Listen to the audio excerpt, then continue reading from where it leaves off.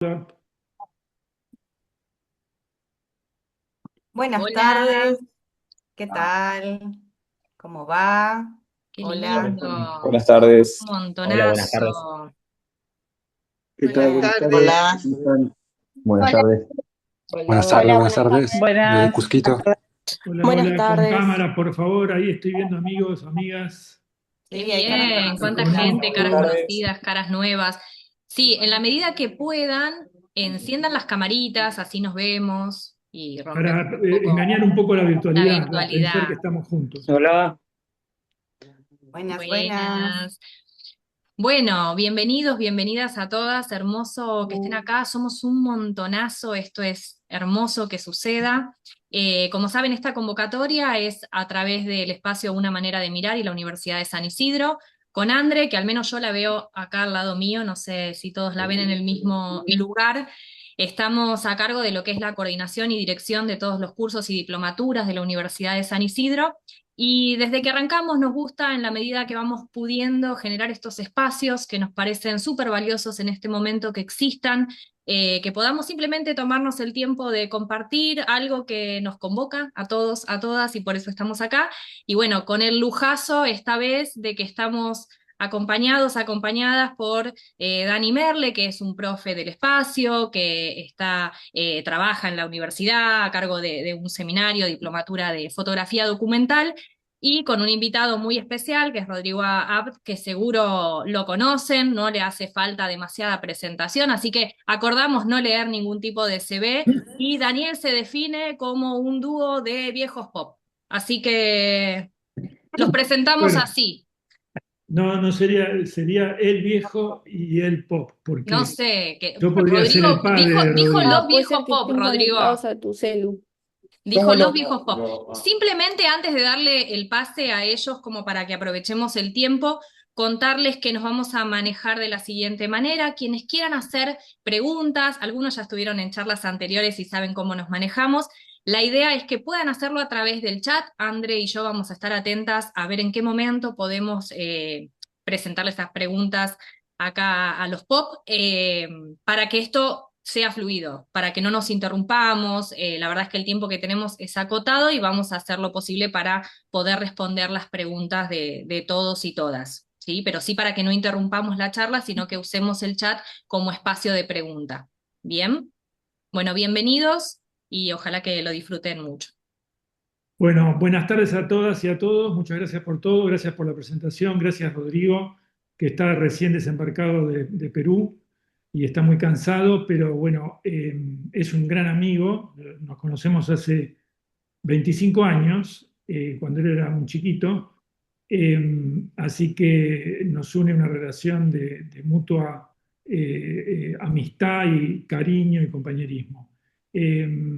Como saben, Rodrigo es tal vez el reportero gráfico más, eh, por varias razones, más destacado del cuerpo de fotógrafos de prensa de la Argentina, porque ha desarrollado una carrera internacional que no muchos de otros fotógrafos y fotógrafas argentinas han podido lograr.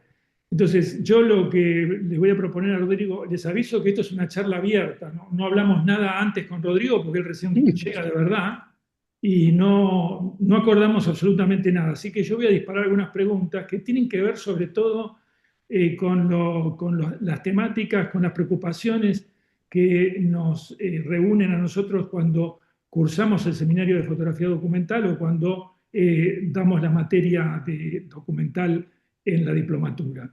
Eh, no vamos a hablar si digital o analógico, no vamos a hablar si color o blanco y negro, no vamos a hablar si 35 o 6x6.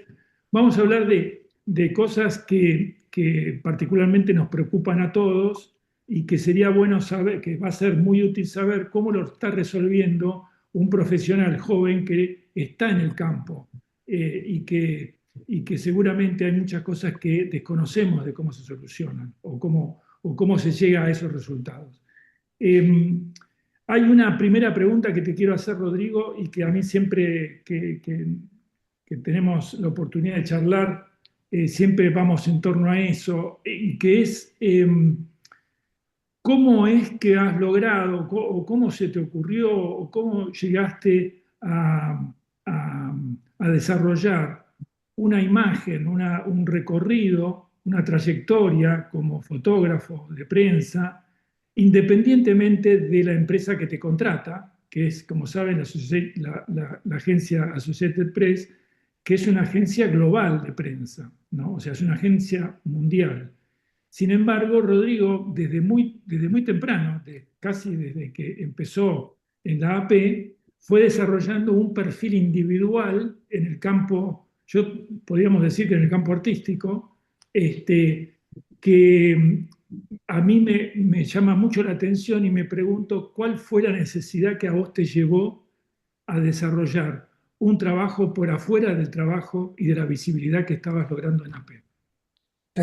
Primera pregunta. Bueno, bueno, primero, gracias a las chicas, gracias Dani, por la invitación y gracias a ustedes por estar participando y por tomarse el tiempo de estar acá escuchando la charla.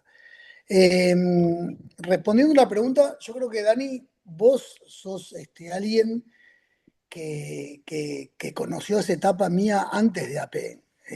Yo creo que no es que comenzó como esta inquietud por querer desarrollar temas a partir de mi trabajo en AP en Guatemala en el 2003. No, no, yo no sé si vos recordás, yo trabajaba en el Diario de la Nación, pero te diría antes, en el Diario de la Razón, vos eras, cuando trabajaba en La Nación, del 2000 al 2003, vos eras editor de la revista, y había algo en mí que quería salirse de alguna manera de las asignaciones diarias o del trabajo que había que cumplir a rajatabla, ¿no? Que eran las asignaciones de todos los días. Y eso es una búsqueda que comenzó, creo que por siempre buscar algo más de lo que el medio me podía ofrecer. No sé si vos te acordás que había secciones, esa sección que tanto nos gustaba alimentar, que era Crónica de la Ciudad, era la última página en la revista de La Nación dominical, y entre nota y nota, a veces en el diario llegábamos a hacer 5 o 6 notas por día, y en el recorrido de entre nota y nota había fotos callejeras. Bueno, a mí me gustaba hacer ese tipo de trabajo, que sabía que no tenía ninguna entrada en la página 2 3 4. Acuérdense que no había digital, no había galerías, etcétera, era el diario, pero la revista daba una oportunidad de un espacio, y ese espacio había que defenderlo de alguna manera, pero nadie nos pedía que hagamos eso. Eso era una cuestión, una intención de cada fotógrafo. Y yo creo que eso es un poco lo que me llevó hasta ahora. O sea, yo no espero que me pidan, digo, no espero hacer lo que me piden que haga. Y es como de alguna manera un acto también como de supervivencia, ¿no? Porque muchas veces lo que nos piden que hagamos, y a todos les deben pasar, y a todas los que están acá les pasa, que muchas veces lo que nos piden que hagamos se queda corto o es una frustración. Yo me acuerdo que era frustrante estar 8 horas en la despedida de Maradona, en la Bombonera, por ejemplo, tirarme todo el día ahí, hacer 8 rollos de fotos y llegar al diario y que no haya ninguna foto mía en el diario. O sea, creo que era también una forma de crear un espacio donde yo tenía un poco más de control, ¿no? Que en los medios de comunicación generalmente el control lo tienen otros. Y me acuerdo que esos trabajos, por ejemplo, que vos recordás que publicamos en la revista del diario, que era la protesta de los ahorristas que tenían sus ahorros incautados en los bancos después del corralito, bueno, fue una idea mía que yo quise como emprender, y a partir de ahí te lo mostré a vos como por curiosidad. Digo, che, Dani, escúchame, ¿me podés ayudar a editar esto? Y se creó el espacio en la revista para poder publicarlo en un ámbito por fuera de la asignación del diario. Y yo creo que eso, llevándolo a una agencia de noticias, también es lo mismo. Y te diría que tal vez hasta por ahí es más profundo, porque en una agencia de noticias no tenemos que cubrir como el día a día que cubre el diario La Nación. Entonces, mucho surge y tus jefes ni siquiera están en el país donde vos trabajás, con lo cual vos sos el que, che, bueno, vi una historia que existe en La Pampa, o en el Chaco, o en el Gran Buenos Aires, quiero hacerlo. O sea, nadie me dijo que lo haga. Es algo que me van a decir, che, si hay un golpe de Estado, o si hay 20 muertos, o si se cae un avión, bueno, uno, digamos, entiende que eso hay que tenerlo, ¿no? Pero todas las otras historias que yo fui haciendo en la agencia desde el 2003 para ahora, nadie me dijo, che, ¿por qué no haces fotos de las maras en Guatemala? ¿O por qué no haces una historia sobre los buscadores de oro en Madre de Dios en Perú? ¿O, o sobre los trabajadores de jornaleros en Kabul? Nada, fueron cosas que a mí me parecía que eran relevantes, que yo tenía ganas de hacerlas, que sentía que las podía hacer, que estaban a mi alcance. Se podría decir que tal vez esa actividad es, es una especie de reaseguro para no sucumbir ante la rutina, porque por ahí existe el mito de que el trabajo del reportero gráfico es un trabajo que es pura aventura, ¿no? Y tal vez eso es una verdad a medias. Sí, además vos pensás que yo viví en lugares donde para una agencia de noticias no pasa nada. O sea, yo pensé que cuando llegué a vivir a Guatemala, Estados Unidos estaba invadiendo Irak eh, en el 2003, en marzo del 2003. Con lo cual, cualquier cosa que pasaba en Guatemala era irrelevante, ¿no? Para el mundo. El mundo estaba mirando que cómo Estados Unidos y la OTAN invadían Irak para derrotar a Saddam Hussein, etc. Entonces, eh, pero, pero eso al final creo que también existe, hay una cuestión ahí que hay que desentrañar, ¿viste? Porque ese año, un año después, me acuerdo de ir a las oficinas de AP en Nueva York, que es donde está la central de AP, y ese mismo año yo había empezado a hacer una historia sobre las maras, porque me llamaba la atención mucho nada, cómo estos chicos que se reunían en pandillas terminaban siendo como fundamentales para un país de posguerra, ¿no? Como era Guatemala. Y el editor de AP me mostró un portfolio que era como una entrada para el Pulitzer, porque le parecía que esa historia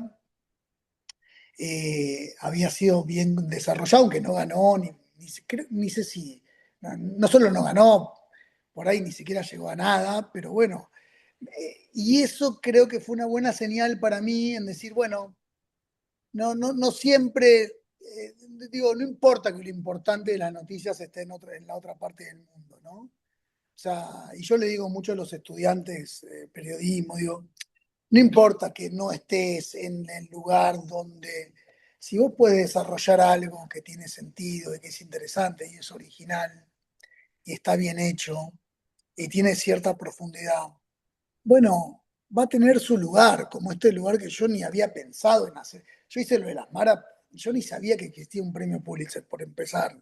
No tenía idea de todo este mundo de premios y de cosas. Yo lo hice porque me parecía que era relevante hacerlo en el lugar donde vivía y en el lugar donde yo sentía que era un tema que atravesaba como la realidad del país, ¿no? Y, y bueno, eso. No sé si te respondí bien la pregunta, pero Sí, bueno, el motor siempre está en uno mismo, ¿no? Pero es cierto que según como uno se lo tome, el trabajo se torna tan rutinario como cualquier otro trabajo, incluso de oficina, hasta que sucede algo, pero no es que todo el tiempo está sucediendo algo, no, ¿no?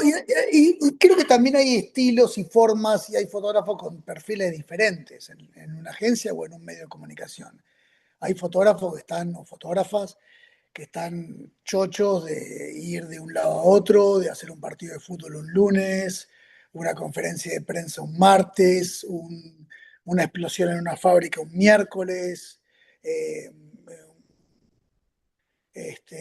una visita de un funcionario de las Naciones Unidas un jueves. O sea, tiene una dinámica muy particular, es un trabajo que, que te puede llegar a quemar la cabeza por eso mismo que decís, por la intensidad, porque hay que estar bajo la lluvia, porque hay que estar bajo el sol, por la incertidumbre, porque trabajas los sábados y los domingos, porque no hay feriado, digo, el Papa visita Argentina el día que se casa tu sobrino, digamos.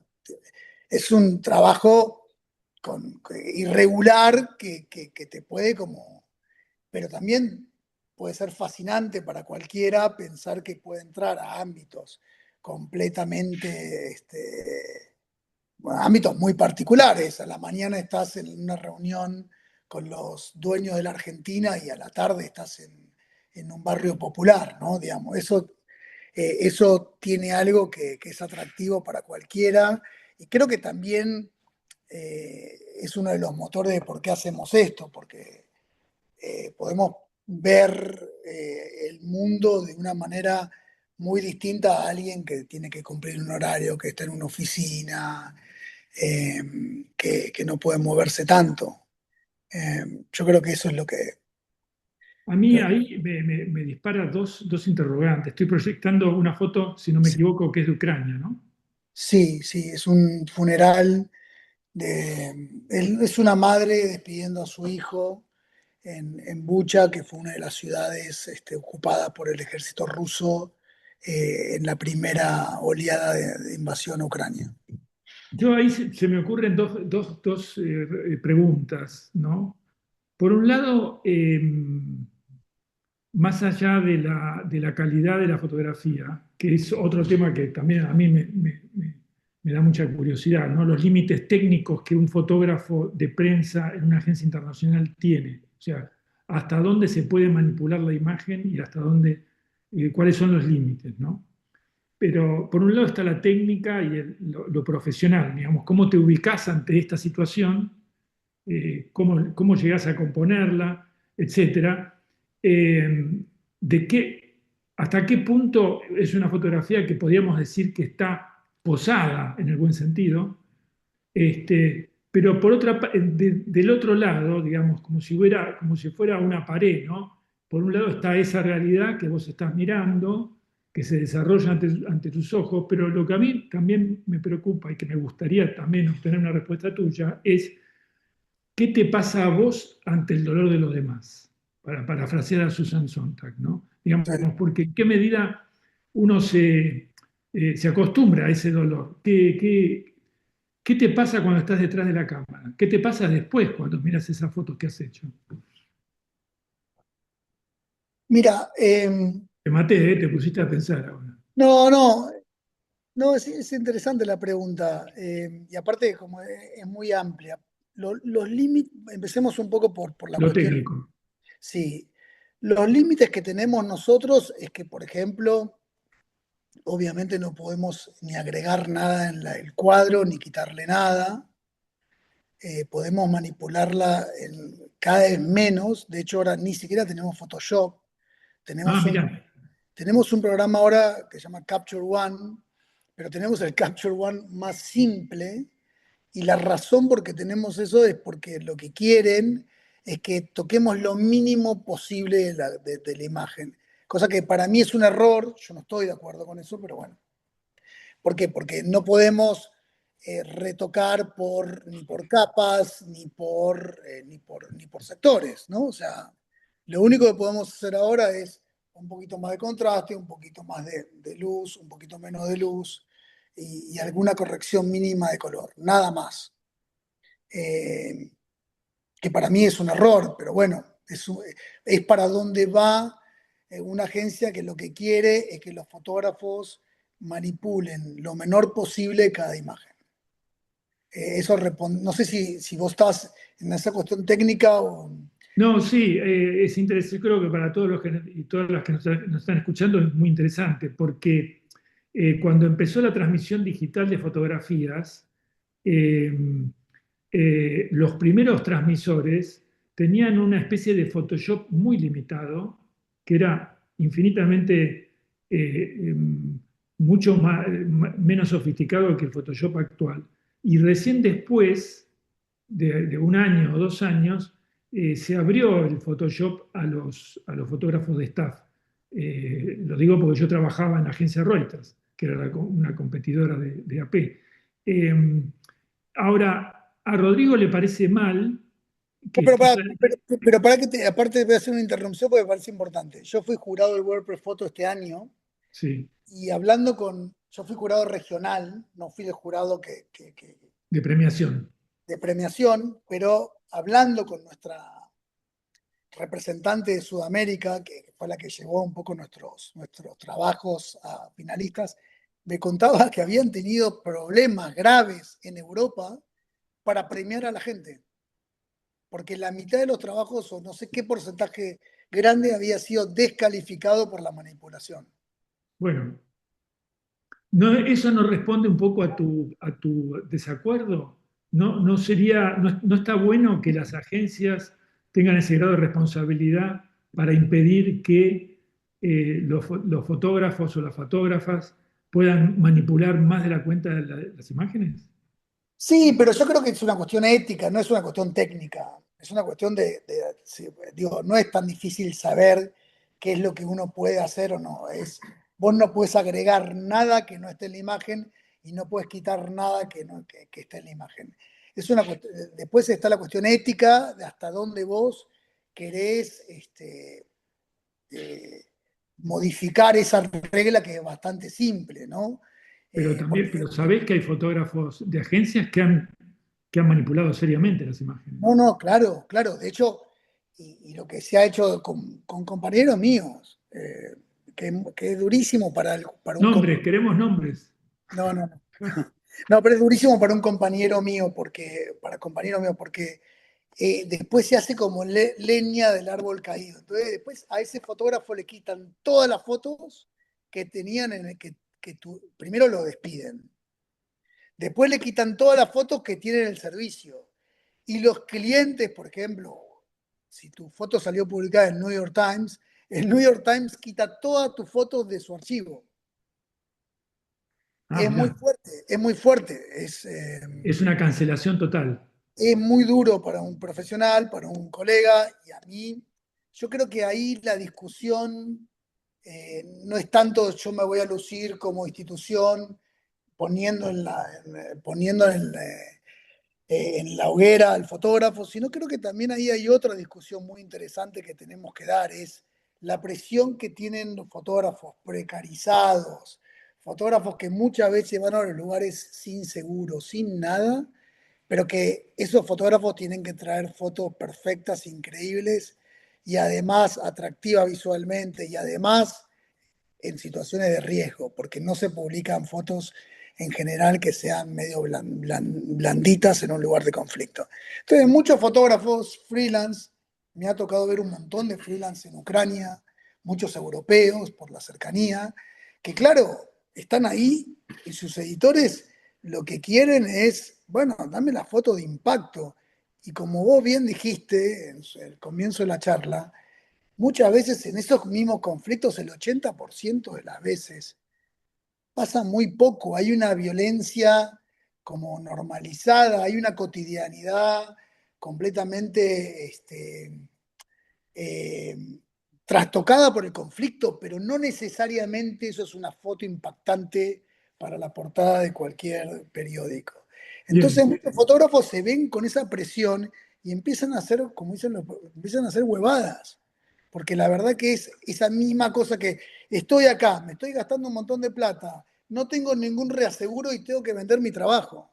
No sé creo que esa discusión también teníamos que dar, más que poner en la hoguera a un fotógrafo y decirle vos, porque parte de esas manipulaciones parten de la necesidad de tener algo que no tienen. Bueno, es muy interesante, lo que pasa es que se nos va a ir el tiempo, pero Sí, sí, sí. No. bueno, está por ejemplo el caso de la niña del Napalm, ¿no? Que hay un documental que hizo Gary Knight, uno de los miembros de la agencia Seven, que se vio en Netflix, creo yo, que es muy bueno, donde él investiga la manipulación de los llamados stringers o colaboradores de las grandes agencias, que muchas veces sufren el anonimato después de haber hecho grandes fotos y que se les adjudica a un staff o a otro fotógrafo por decisión de los editores, ¿no? Sí. Entonces hay como una trastienda que es complicada. Pero bueno, vamos ahora a abrir un poco espacio a las preguntas para que no se nos vaya todo el tiempo. Igual se abren constantemente nuevos interrogantes, pero me gustaría que entonces, una vez retomando la pregunta, la segunda parte de la pregunta es, yo esta foto vuelvo a tus fotos, ¿no? ya sé, pero Entonces, esta foto que están viendo no es mía, se lo dije a Dani. ay, Esta, perdón. esta No, foto que estoy están fuera viendo, del ¿del qué? esta no, esta no es tuya, sí, sí. No, pero aparte, justamente esta foto, mirá que nada de esto está organizado, pero parecería. Porque esta foto que están viendo es de un fotógrafo eh, sueco, bueno, ahora no me acuerdo el nombre, pero que salió la foto premiada, la foto del WordPress, Sí. no me acuerdo en qué año, y fue Objeto durísimo de debate. el debate que hubo a partir de esta foto, porque obviamente el WordPress Photo ya en ese momento, cuando había alguna controversia con la foto, igual ahora lo hace, aunque no haya ninguna controversia, ahora lo hace por rutina. Te pide el RAW de la foto. Entonces, yo lo que les digo a los fotógrafos y a las fotógrafas que están acá, si quieren mandar a los concursos fotos, no tiren el bruto de la foto, porque en un Lo concurso pueden como reclamar. no, te lo reclaman. Y cuando le reclamaron Paul Hansen, ahí está, un gran fotógrafo, gran fotógrafo. Y cuando le pidieron, fue tanta la discusión sobre esta foto, si era verídica, porque después está la cuestión política, los israelíes decían no, está manipulada, etcétera, ¿no? Pero además, cuando muestran el RAW, muestran la cantidad de Photoshop que le hizo para que esa Claro. foto parezca de estudio. Si ustedes la ven, es una foto que parecería que está hecha en un estudio, ¿no? Sin embargo, es el funeral de los chicos, es una cosa terrible. Pero vuelvo a la pregunta tuya, porque está relacionada con esta foto. Creo que parte de tu pregunta es no sé si la interpreté bien, Dani, pero es cómo roza la ética a hacer de una situación muy dramática algo bello, algo Claro. así. Sí. Bueno, yo no creo que un poco esa discusión la tiró sobre la mesa Susan Sontag, y creo que ahí, como pegó muchísimo entre los intelectuales, entre los críticos del periodismo. Yo lo que creo que la fotografía tiene que ser atractiva, porque lo que nosotros queremos es que ese lector eh, sea atrapado por la imagen. Y cuando digo atractiva, no digo el término lindista del estilo que podría tener Steve McCurry en National Geographic, o los fotógrafos estos que hacen cosas hermosas de todo. No, yo digo que tiene que ser atractiva visualmente, porque eso no le quita el peso dramático de una noticia. O sea, las cosas no chocan unas con otras, creo yo. Creo que si la escena es durísima porque hay una mamá despidiendo a su hijo, y si la luz si la luz ayuda, y si la composición de los personajes que están al lado ayudan, y para contar el drama, ese último adiós, y para mostrarle al mundo lo que sufre una madre que está despidiendo a su hijo en Ucrania bajo una guerra, bajo una invasión de otro país, creo que eso es lo importante. Ahora, fíjate vos que acá, yo esta foto la puse un poco a propósito. Sí. Esta foto se nota la manipulación. Uno puede adivinar que tuvo una reflexión en las paredes inusitada. No digo que la escena esté armada, pero que la luz ha contribuido muchísimo al dramatismo. En cambio, tu foto, yo la veo como que no está tocada. por decirlo de un modo photoshopero, ¿no? Como que no está manipulada de no se realzó ni las sombras, ni las luces, ni nada, ¿no? Es el dramatismo del momento de un día nublado. Sí, el otro, la foto de Paul es muy dramática. Yo creo que ahí se le fue un poco, Se fue rosca. por ahí se le fue un poco la mano. eh, por ahí se le fue un poco la mano y por eso fue tan controversial esa foto, porque hubo algo ahí que llamó mucho la atención, ¿no? Y creo que esas discusiones creo que ayudaron también a hacer toda una reflexión sobre nuestro trabajo, sobre que en realidad que más ahora, pensá que cuando este chico hizo eso, cuando yo hice esa foto ni existía la inteligencia artificial, ¿no? O sea, imagínate ahora todo lo que se puede hacer con una fotografía. Es menos nada, ¿no? Creo que una de las pocas cosas que tenemos, que conservamos en una industria tan golpeada como esta, es la credibilidad, ¿no? Bueno, hubo un fotógrafo Anotemos esto, ¿eh? que estuvo ahí. Creo que es lo único, porque hoy todas las fotos están en Facebook, todas las cámaras de televisión están por todos lados. Digo, hoy está, ya, el registro de lo que pasó de alguna manera existe. Ahora, así como existe, puede ser manipulado todo, más ahora. Lo que está pasando en el último año, lo que vemos ahora es que se puede recrear todo y todo va a avanzar dramáticamente, creo yo. Rodrigo, antes de dar pie a las preguntas, contestame la última parte de la pregunta, Ah, que es, vos la haces última- esto, ponele que esto es una foto muy dolorosa, pero no es de las más terribles que has hecho. Has tenido que presenciar imágenes mucho más terribles. La pregunta mía es, ¿qué te pasa a vos? Vos después, tal vez en la misma noche o a los pocos días, volvés a tu casa, abrazás a tu hija, la ves a tu compañera. ¿Qué te pasa?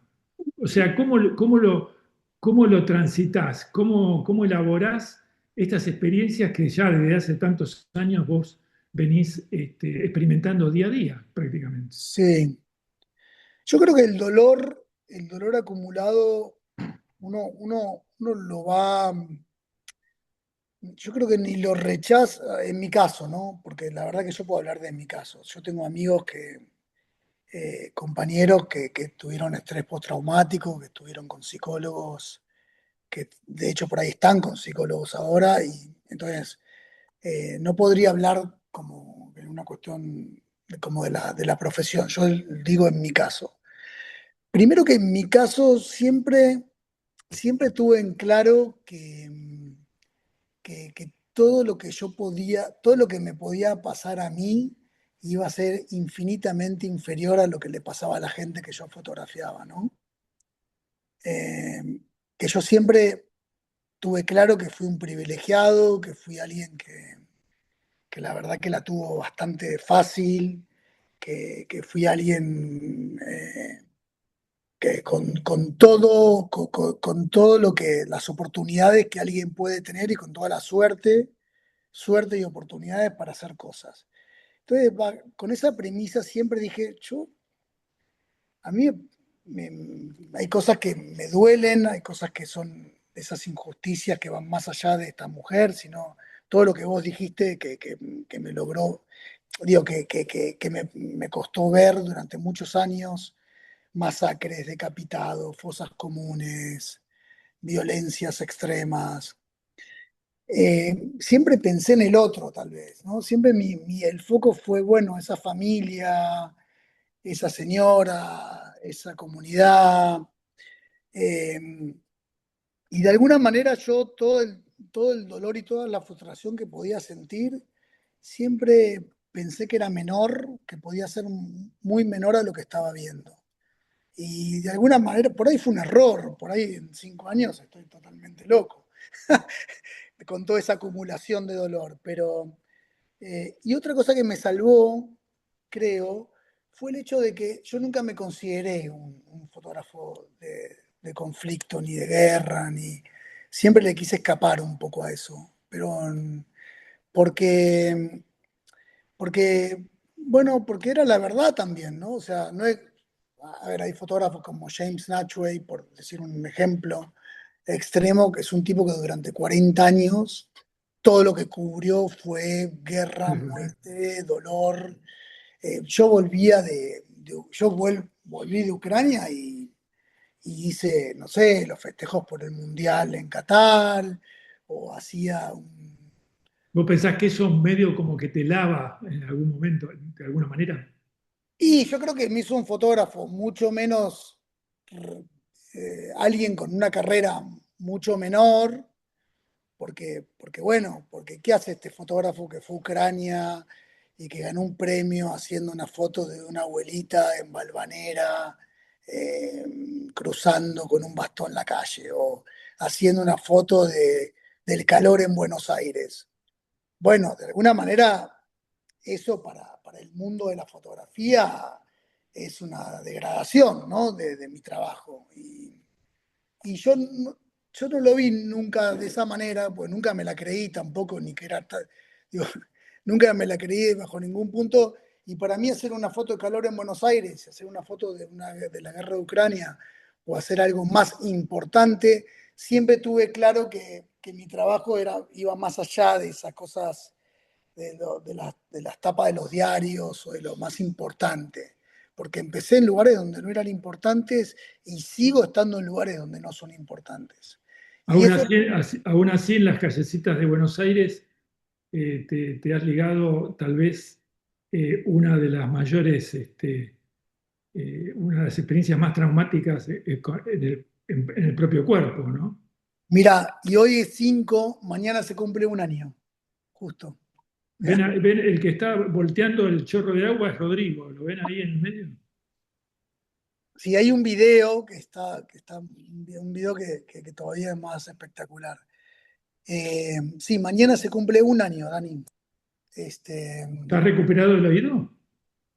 bueno, el oído se recuperó, el tímpano se recuperó, no es que me quedó perfecto. eh, Ahora creo que me he acostumbrado a tener como una cosa, una ardilla en el oído o algún tipo de anomalía, y convivo con eso y bueno, pero es interesante eso que decís vos, que también es parte de ese trabajo. Uno diría, bueno, James Natchway tiene que ser herido en la guerra en Bosnia, ¿no? Porque era el lugar donde los periodistas sufrían la violencia de la guerra. Bueno, no, a mí me pasó con un hecho completamente aislado, de un carro hidrante en el Congreso de la Nación al lado de 5 jubilados, ¿no? O sea, no tiene mucho glamour lo que me ha pasado. Entonces, creo que tiene que ver con esta trayectoria mía, que es de alguna manera irregular y que no tiene que ver con algo que tampoco yo he como perseguido mucho. Yo no es que yo perseguí vivir en Guatemala, ser un reportero que pinte la posguerra de un país, ni programé ir a Afganistán, ni vivir en Afganistán, ni pensé que tenía que pasar por Haití o por Venezuela y por retratar el último acto de Chávez antes de... Fueron cosas que me fueron pasando, Dani, no es que yo lo fui como armando como por ahí Sebastián Salgado, que durante 10 años Bueno, él retrata. se planteaba los proyectos por décadas, ¿no? Claro, que cosas que vos pensás, vas buscando, tenés la oportunidad de programar. Bueno, yo no he seguido ese camino, ¿no? Vamos a abrir las preguntas porque para que no, para que las compañeras y los compañeros que están acá tengan la oportunidad de también de expresarse. ¿Ustedes lo manejan, chicas? Dale, acá tenemos una pregunta de Adolfo que dice, me gustaría saber, estoy escuchando un eco, Tenés eco. me parece que es, a ver, ahí, alguna pantallita abierta, ahí está. ¿Cómo hace la producción en cuanto a gestión de acceso, permisos, llegado a las locaciones, situaciones sociales? En su obra siempre me llama la atención la carga editorial subjetiva que tienen más allá de lo documental informativo. Y Patricio suma, en el mismo sentido, me interesa saber cómo se acerca a la gente en lugares donde, como él mismo dice, no pasa nada. cómo le explica a una persona que lo que hace le parece interesante para fotografiar, especialmente cuando hay tanta gente que no le gusta mucho salir en las fotos. Bueno, eh, yo creo que también ha cambiado el oficio bastante. Eh, Creo que la gente ahora es más consciente del impacto que tiene una imagen suya por las redes y por todo. Creo que hoy es más difícil tal vez explicarle a alguien por qué es importante que uno se meta en su vida, en su casa, a retratarlo. Pero creo que lo que me ha servido a mí es como ser completamente honesto con la propuesta, ¿no? O sea, no decirle a alguien, mirá, yo quiero hacer una historia con otra finalidad, porque en realidad lo que vos querés es buscar otra cosa, ¿no? Desde ahí. A mí lo que me ha servido es decir, bueno, tengo ganas de hacer esto porque siento que es relevante, trabajo en una agencia de noticias, esta historia refleja lo que está pasando en este momento particular y bueno, y eso, y ante el sí y el no, digo, me mantengo en esa, ¿no? Creo que también, creo que ayuda como ser paciente en a veces sentir que primero hay un no o hay un no sé. Me pasó mucho en Perú, en mi tiempo en Perú, que es una sociedad un poco más desconfiada, donde primero que la gente descree mucho de los medios de comunicación. En ese sentido los peruanos son más adelantados, creo que nosotros. Desde Claro, son más conscientes. sí, como que era el primero de no, pero no solo por los medios, porque es una sociedad más desconfiada, ¿no? Eh, y, y eso me permitió también aprender que a veces ese primer no después se transforma en un sí muchas veces, y después se transforma en venía a mi casa y comemos en la misma mesa, ¿no? Como que hay que respetar esos tiempos de la gente que está desconfiada sobre el trabajo nuestro. Me parece que es Yo acotaría algo, perdón chicas, acotaría algo con respecto, porque lo he visto y lo veo a Rodrigo, y que nos sirve para aprender un poco, es que Rodrigo tiene permanentemente, cuando trabaja y cuando no trabaja también, tiene una actitud amistosa. Yo definiría como una actitud amistosa. O sea, él se acerca a la gente de un modo amistoso, no está temeroso, no. Vos te relacionás con Rodrigo y no sospechás nada porque él sonríe y es una persona que entra en confianza, incluso aunque no sepa el idioma que vos hablás. Entonces, eso es una herramienta que en realidad todos, algunos con mayor o menor suerte, pero todos la podemos poner en práctica, ¿no? Que es tratar de ser confiado y amistoso y tener paciencia, que es lo que dice Rodrigo, ¿no?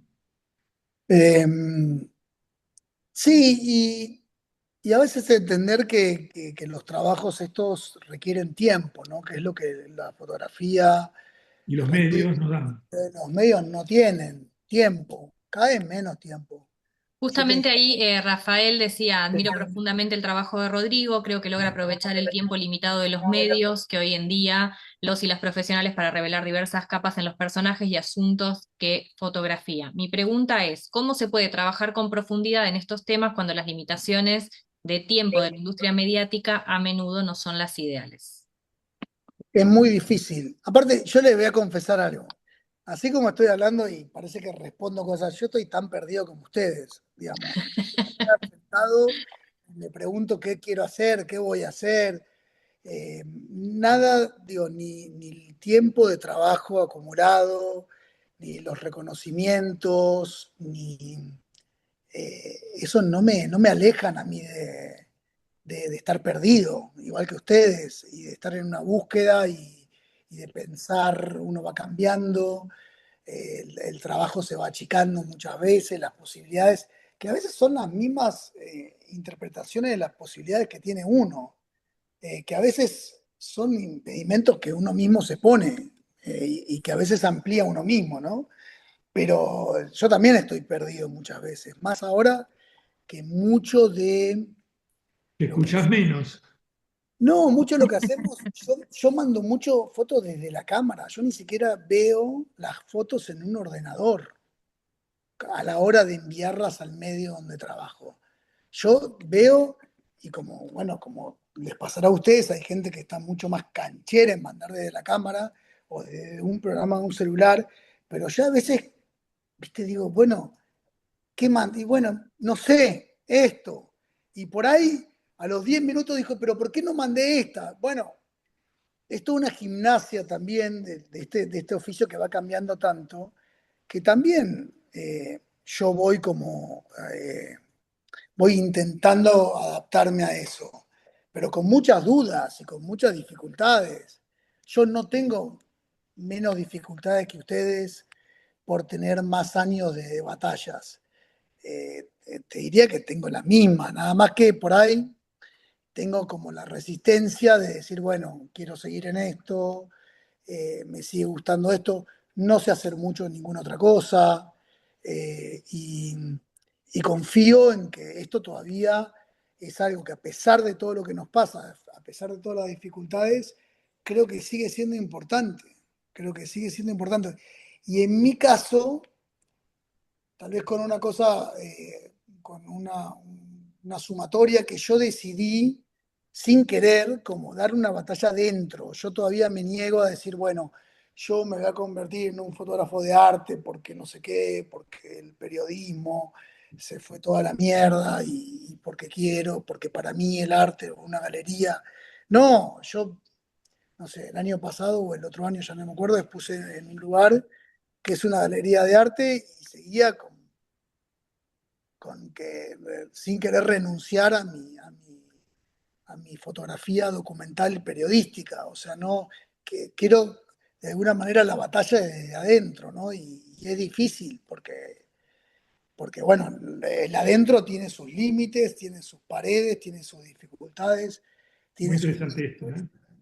tiene sus tiempos y bueno, yo todavía sigo como en esto, sigo como queriendo dar la batalla dentro sin ninguna expectativa de victoria. La única victoria es hacer algo que yo considero que está bien, que es importante, que es honesto, que no va a cambiar nada, que no va a cambiar el mundo definitivamente, pero con que pueda aportar algo, que pueda cambiarle a alguien la visión de un pedacito del mundo, creo que eso es lo que hacemos nosotros. Paula pregunta un poco en línea con algo que ya se estuvo medio charlando, pero ¿cómo se encara la foto incómoda? Y hay muchas fotos son incómodas, pero creo que yo inconscientemente busco como esa incomodidad en las fotos. Creo que las fotos incómodas son las fotos que a uno también le generan preguntas, que no las entiende de a primera vista, que quiere saber mejor lo que pasó. Eh, que no son fotos cerradas, que hay como algo abierto ahí que puede ser interpretado de varias formas. Creo que es lo que yo le llamo las capas de sentido, ¿no? Que son, y esas fotos son más incómodas porque no son de fácil lectura. A mí son las que más me gustan y son pero por una forma de fotografiar. Después veo otros fotógrafos que tienen un estilo completamente distinto y me encanta, que son fotos por ahí mucho más directas, mucho más claritas, mucho más limpias, y me siguen gustando igual, pero a mí esta cosa de la incomodidad que se genera, que le genera a un lector, entender qué es lo que está pasando ahí, a mí me parece que son más interesantes. No sé si esa era la pregunta o si Estuvo es bárbaro. o si es mi incomodidad ante un lugar en donde no me siento bienvenido. Y eso me ha pasado muchas veces también, ¿no? Ahí yo José, agregaría un comentario, perdón, ahí me meto, Sí. porque a mí me dispara enormes interrogantes. Cuando vos dijiste, bueno, que esto no sé si todo el mundo lo sabía, que vos mandás directamente desde la cámara, ahí se ha perdido algo que hasta hace muy poco tiempo, desde un punto de vista temporal, histórico, no sucedía, que era que, como dice nuestro amigo Julio Menajowski, una fotografía se saca en dos tiempos. El primer momento es cuando uno dispara, el segundo momento es cuando la elige. Y Sí. en este caso uno está perdiendo esa segunda oportunidad, ¿no?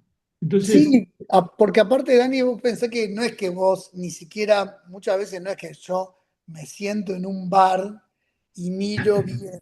No, por ahí, viste, estoy mandando mientras estoy esquivando un gas, por ejemplo, o mientras que, eh, y eso a mí, yo no me llevo muy bien con eso, pero bueno, o sea, o está mi ley empieza a hablar, o me pasó en Perú el otro día, elecciones en Perú.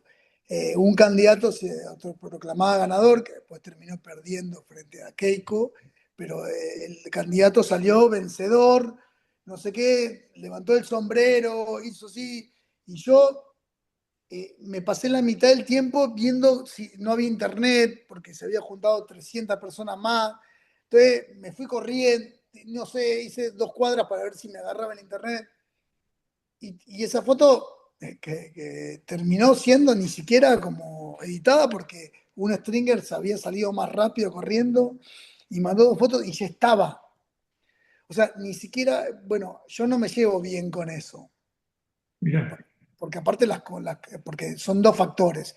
Uno es la velocidad y la decisión de decir, bueno, tengo lo que tengo y lo mando rápido a pesar de cualquier otra foto que pueda existir. Y segundo es lidiar con las comunicaciones que en nuestros países son muy deficientes. Entonces, te perdés la mitad del tiempo viendo qué mandar de la cámara y viendo cómo conectarte a dónde.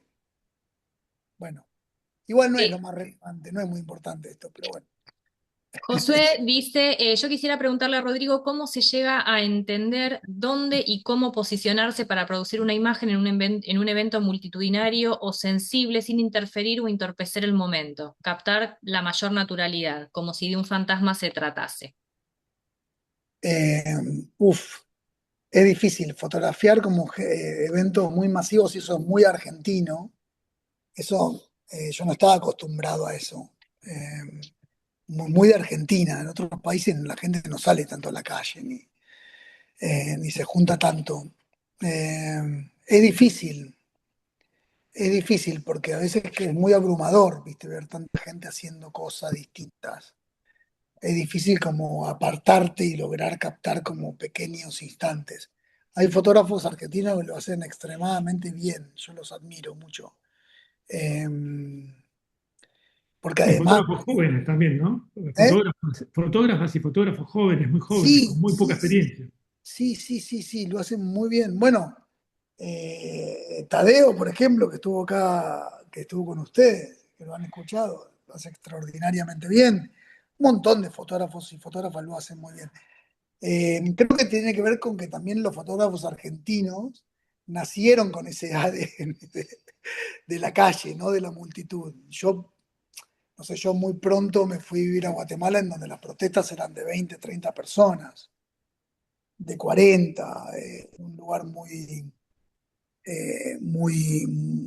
suburbano, muy poco masivo. Y me cuesta como encontrar, porque aparte es todo un talento como encontrar algo que pueda sintetizar un acto donde llegaron 500.000 personas. ¿Cuál es la síntesis de ese acto? La vista, la masividad o un hecho puntual dentro de la. ¿Cómo mostramos que eso fue masivo, pero además el elemento humano? No sé, por ahora me imagino la foto, me acuerdo de la foto de Corda, ¿no? De ese tipo colgado de de una luz y toda la bandera en La Habana y toda la gente en La Habana de fondo, o las fotos que, no sé, esas que se hacen donde vos puedes mostrar como varias cosas en una misma foto. Eh, pero es difícil, y aparte porque, bueno, uno no deja de ser un ser humano donde todas esas emociones de la masividad también te impactan, ¿no? Tenés que lidiar con eso y poder hacer una foto interesante con todo eso. Es difícil. Acá José pregunta, quería preguntar, ¿cómo considerás que juega el tiempo transcurrido entre la primicia y lo documental? Mm. Ya primicias hay pocas, ¿no? Ya la primicia dejó de existir, ¿Y me qué, parece. qué primicias si hoy, no sé, cualquier cosa ha sido capturada por cualquier cámara, por cualquier celular?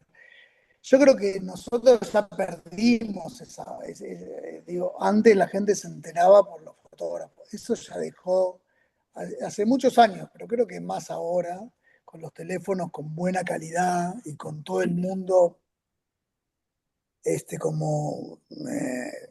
como creador de imágenes con sus celulares, ya dejamos de tener cosas que nadie vio. Creo que esa batalla se perdió hace mucho. Creo que ahora, en todo caso, lo documental o nuestro trabajo es poder darle una interpretación a eso que ya todo el mundo vio. Creo que eso es lo más difícil que ustedes deberían pensar y ustedes, todos los que están acá y todos los que estamos acá deberíamos pensar, ¿no? Eh, cómo, cómo eso que es tan cotidiano, que está frente a nuestros ojos todos los días, lo podemos ver de una manera distinta, original, que pueda darle un sentido nuevo, ¿no? Eh, Creo que ese es el gran desafío y creo que existe, y existen fotógrafos que lo hacen. Yo creo que requiere de mucha cabeza, requiere también de mucho trabajo, ¿no? Porque al final las grandes fotos no ocurren solo porque uno estaba en esa plataforma, hizo una foto de casualidad. Surgen de mucho trabajo previo, de pensar las cosas, de investigarlas, de pasarse tiempo intentándolo. Bueno, nada, eso. Alejo pregunta, ¿cuál fue la presión, situación, instancia más compleja que puedas contar en la que te puso una fotografía que hiciste y o decidiste no hacer por ese mismo motivo? Sí. Digo, ese momento complejo antes de una foto que cuenta algo pesado. Mira, justamente hoy, Esto es muy importante, ¿no? Las fotos que uno elige no No hacer, hacer. no las fotos que es bravo, sobre todo cuando estás en una agencia, ¿no? Que hay un sentido de la competencia muy desarrollado. sí. Bueno, hay todo bueno, esa pregunta puede disparar para muchas cosas, desde cómo nos paramos ante un hecho o las situaciones de, de- de- de peligro personal, ¿no? O sea, son dos cosas, me parece que puede disparar para varios lugares esa pregunta. Peligro personal o duda, por ejemplo, recién hoy estaba acá viendo una serie de fotos dentro de una edición y me acuerdo un lugar en Gonaïves, que es un lugar en Haití donde comenzó la rebelión de esclavos, la primera independencia del continente hecha por esclavos, que fue en Haití, en Gonaïves, que es una ciudad desértica en el centro del país. Y yo me acuerdo yo estaba en Puerto Príncipe, había muchas protestas estudiantiles contra el gobierno de Aristide, había un desgaste muy grande del gobierno, pero había una especie de meseta, esos momentos de tensa calma dentro de las historias estas grandes, ¿no? Y un día dicen, bueno, los rebeldes han tomado una ciudad, que es Gonaïves. Yo no sabía ni dónde estaba Gonaïves, lógicamente. Eh, Logro llegar a Gonaïves con el carro de un militante, un amigo militante, un fotógrafo que estaba ahí, que se colgó, se colgó a la historia, y me encuentro con una situación muy dramática. Todo lo estoy contando porque lo acabo de ver casi. Donde yo me encontraba en un lugar enteramente afro-haitiano, y estaban masacrando policías que habían ido de parte del gobierno de Aristide a retomar una ciudad que había sido tomada por rebeldes. Entonces me reencuentro con policías medio desorientados en las esquinas y y al poco tiempo los veo que están siendo acuchillados en el centro de Bonaire, ¿no? Y arrastrados como botines de guerra, ¿no? Yo ahí, imagínate que yo estaba con la cámara y digo, ¿qué hago acá? ¿No? O sea, estaba solo. Estaba este chico, que era un chico de clase media alta haitiano, que había puesto su carro en una casa particular, y yo caminando con una cámara, porque claro, éramos los únicos periodistas extranjeros que habíamos llegado primeros ahí. Fue como el comienzo de la rebelión que después terminando con el gobierno de Aristide, ¿no?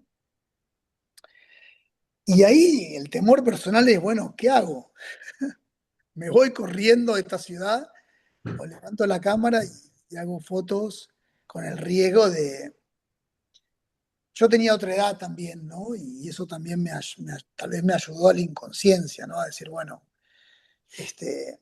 salga lo que salga, estoy acá y voy a levantar la cámara y voy a hacer fotos.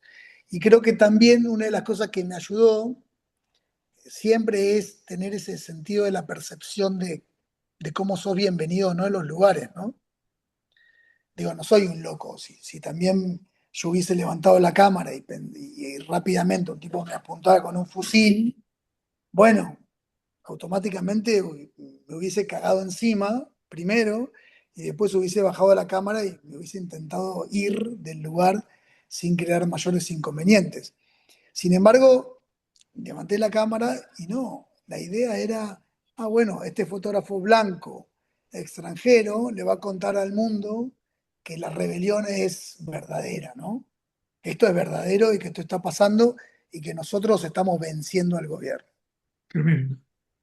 Me viene acá el caso, porque voy a llevarlo a un caso muy puntual en Argentina, en donde recibí bastantes críticas. Creo que era una marcha por la ley de bases afuera del Congreso de la Nación, y empieza la represión de la gendarmería hacia los manifestantes, y de repente una gendarme se cae y un manifestante viene y la patea. Y bueno, y yo hice las fotos de la gendarmería. Estoy extremando no tiene nada que ver Haití con esto, no quiero comparar. Lo que quiero decir es cómo estamos a veces frente a situaciones en donde tenemos que tomar decisiones que son muy rápidas, ¿no? y que nos pueden costar caro. Que creo que está bueno estos foros, estos debates para pensar eso a priori antes de estar en una situación de estas, ¿no? Entonces yo hago estas fotos y yo, como trabajo en una agencia de noticias independiente, en una agencia de noticias global, internacional, yo lo que hago en la edición desde la cámara rápida, ¿qué hago? Bueno, yo mando fotos de los gendarmes pegándole a la gente y efectivamente hago la foto de la gente pegándole a la gendarme en el piso, ¿no? Porque me parece que es parte de la escena, es parte de lo que yo veo enfrente. Esa foto sale publicada en la tapa de Clarín. Y la tapa de Clarín titula, eran menos pero más violentos. ¿Sí? Entonces, siendo ejemplos completamente distintos, tomamos decisiones de qué hacer, cómo encarar las notas, qué mandar y qué no mandar, que son muy rápidas. Y que a veces salen bien, a veces salen más o menos, a veces salen mal. A mí no me hubiese gustado que esa foto sea titulada de esa manera, pero yo entiendo que estoy en ese lugar y que mi responsabilidad es un poco contar lo que yo he visto, ¿no? Y me podía haber pasado en Haití, que yo levantaba la cámara y me pegaban un machetazo en la cabeza. Y yo Igual, hubiese... igual yo pienso en ese caso que son dos casos distintos, ¿no? Sí, Eh, pero donde tomamos decisiones que tienen consecuencias. A mí me pegaron un machetazo ahí, era ¿por qué Rodrigo está ahí? sí, no, eso también es una buena pregunta. Si yo no mando la foto, si yo no mando la foto de la gente y hay un editor que está viendo y dice, pero ¿cómo? Acá no solo hubo agresión, también hubo manifestantes ¿cómo lo explico yo en una foto? ¿Qué es lo que yo tengo que hacer frente a un hecho? No, claro, esa es un dilema que no tiene solución. Cuando fue la manifestación de los jubilados con apoyo de las barras de fútbol, que hubo mucha represión, eh, hubo un patrullero incendiado. Ese patrullero yo lo vi y no lo fotografié porque estaba seguro que yo no, porque no estoy trabajando para ningún medio, así que no importaba lo que yo hiciera, pero estaba seguro que era un punto de atracción para todos los reporteros gráficos. Y Sí, también estaba seguro que iba a ser utilizado sí. para argumentar la violencia de los manifestantes contra la represión. Entonces, bueno, yo no tenía ningún costo en no hacer la foto. No la hice porque sabía que podía ser manipulada. Pero en el caso de hipotético de que fuera publicada una foto mía. Pero por otra parte, también entendía el dilema del fotógrafo de prensa, de un diario, que está trabajando por encargo, que frente a esa fotografía puede enfrentarse con un editor que le dice, pero ¿cómo? Esta foto la tiene todo el mundo y vos no la tenés. No, y además, ¿por qué no la tenés? ¿Por qué decidiste? No, la tenés y no la mandaste. Ah, no, peor, claro. La tenés y no la mandaste, ¿por qué? Entonces, ¿cómo vivís vos esa manipulación Bueno, de tu trabajo? no, bueno, creo que es parte de la pelea, creo que es parte del costo de la pelea dentro de un medio, ¿no? Uno no tiene control exactamente de lo que hace. Exacto. Como también es extraordinario que una foto mía pueda ser masivamente publicada en 40 medios distintos el mismo día. O sea, es un toma y daca, ¿viste? Es como decir, bueno, que o sea, la foto mía de los retratos de reinas indígenas de Guatemala en un concurso en un pueblito de Guatemala fue publicado en 60 países distintos, con una repercusión muy linda. Entonces, bueno, ahí es comprar las dos cosas. No vas a poder solucionar que titulen una foto, que hagan un título con una foto tuya que no corresponde o que vos no estás de acuerdo, pero, pero ganás en otras cosas, ¿no? Creo que es tenés que si estás decidido a sufrir los dos fenómenos. Distinto es si vos sos independiente, haces un trabajo, vos exactamente elegís lo que querés, los epígrafes no pueden ser manipulados de ninguna manera, vos decidís en qué publicación va a estar tu trabajo. Bueno, son dos cosas completamente distintas. Tal vez no tenés esa como masividad que tiene un medio de comunicación, pero bueno, ganás en otro tipo de beneficios. ¿Viste? Yo creo que es una decisión de cada quien. ¿Puede ser que tu trabajo por fuera de la agencia sea una manera de controlar la totalidad de tu mensaje? Bueno, creo que es una apuesta también, es una apuesta en decir, bueno, yo, como los trabajos que yo hago no son de encargo, generalmente son ideas mías que tienen cabida dentro del monstruo, pero que no es que vienen de un reportero que me dice, che, hagamos esto. Generalmente son ideas mías que yo tengo que, de hecho, convencer a los reporteros para que lo hagan. Entonces, bueno, eso es parte de ahí revertir un poco ese poder de fuerzas y decir, bueno, hago todo esto con un canal, pero también dentro del mismo lugar tengo algún otro canal de control, ¿no? Una Bueno, pregunta más y cerramos. eso te iba a decir, vamos con la última. Hay otras preguntas, algunas creemos que también un poco se fueron charlando a lo largo del encuentro. Vamos con la última, si lo podemos liberar a Rodrigo también. Gracias a todos por dejar ahí sus comentarios. Dice, cuando ejerces como lector de fotografías de carácter periodístico, indistintamente si son de tu autoría, ¿las consideras como material o recursos de comprensión y o concientización? En ese sentido, ¿podemos ser mejores personas si practicamos el acto de mirar fotografías? Y yo creo que sí, totalmente. De hecho, creo que lo hacemos por eso. Creo que no solo porque es una forma de de ganarnos la vida y tener un trabajo, creo que también tiene que ver con que sentimos como esa necesidad o ese impulso de que esto que a nosotros nos parece interesante y nos parece, que nos parece, esta historia que nos parece profunda, que nos apasiona estar en este lugar para poder contarle a los demás esto que nosotros creemos que es importante. ¿Y por qué queremos mostrarle? Porque sentimos que queremos que el otro sienta parte de lo que nosotros sentimos cuando lo hicimos. Eso no ocurre siempre, ni en realidad ocurre en el menor de los casos, ¿no? Lamentablemente, porque eh, a mí me parece que de un trabajo bueno que hacemos, casi siempre hay 30 malos o mediocres o que no llegan como a lo que nosotros queremos por distintos motivos, porque no tuvimos el aguante, porque no le encontramos el foco, porque no tuvimos el tiempo, porque la vida cotidiana nos envolvió de tal manera que no pudimos hacerlo. Pero, pero tal vez aunque no sean esos trabajos, si hay una foto simple que puede llamar como la atención y puede convocar a la reflexión de alguien o puede dar un punto de vista diferente o puede como emocionar a alguien. Eh, Creo que eso es al final, lo- creo que ese es el gran motor de por qué hacemos esto, todo lo que ustedes también, todos los que escuchamos y los que levantamos una cámara alguna vez. Bueno, qué bueno, ¿no? Todo lo que ha salido.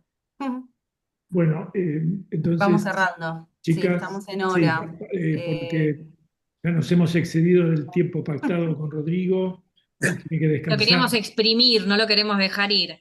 Han quedado muchas preguntas, pero Sí, Igual muchas de las charlas, a mí me parece que muchas de las charlas o las reflexiones a veces son en estos ámbitos, pero también son en la calle, que nos vemos todo el tiempo, a veces son en el medio de una guardia esperando una cosa, a veces son en lugares tan distintos. Creo que eso es lo bueno que tiene también como este oficio, ¿no? Que nos vemos en ámbitos donde hay muchos tiempos para charlar y para vernos, hay encuentros que sean entre fotógrafos, que tratamos de participar, creo que hay otros ámbitos para seguirla, creo yo.